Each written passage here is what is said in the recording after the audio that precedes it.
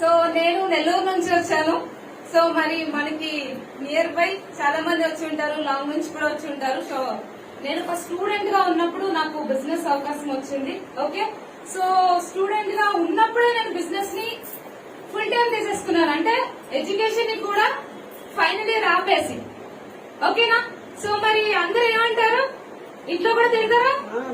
తిడతారు కదా. Degree certificate కూడా లేకుండా నీకేం జాబ్ వస్తుంది, అవునా?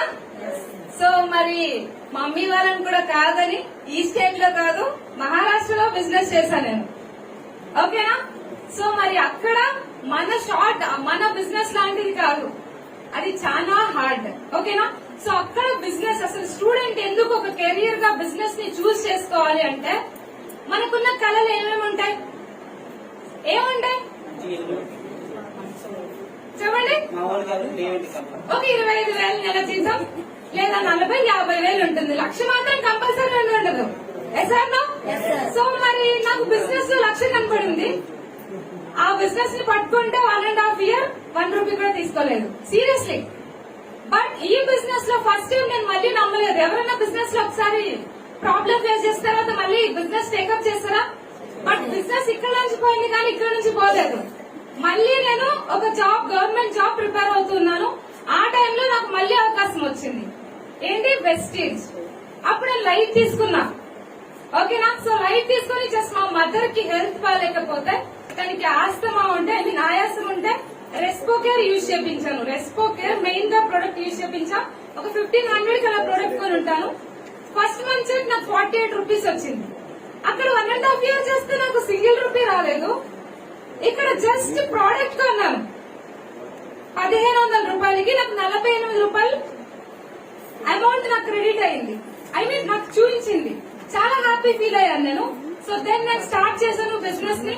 సో ఇప్పుడు ప్రెసెంట్ నేను డైమండ్ డైరెక్టర్ గా నా హైయెస్ట్ 42,200 రూపీస్ నేను తీసుకుంటూ ట్రావెల్ అచీవర్ కొన్నాను. సో సూన్ నేను ఒక క్రౌన్ డైరెక్టర్ గా మీ ముందు ఉండబోతున్నాను. సో ఇంత లాంగ్ ఎందుకు వచ్చాను అంటే, నేను బికాస్ అప్లైనర్ ఒక్క మాట రండి అంటే వచ్చేసాం. ఓకేనా? అప్లైనర్ మాట ఎవరన్నా నో చెప్తారా? జస్ట్ వచ్చేయండి అన్నారు. నైట్ టికెట్, అది కూడా తత్కాల్లో చేశారు, సారే చేశారు.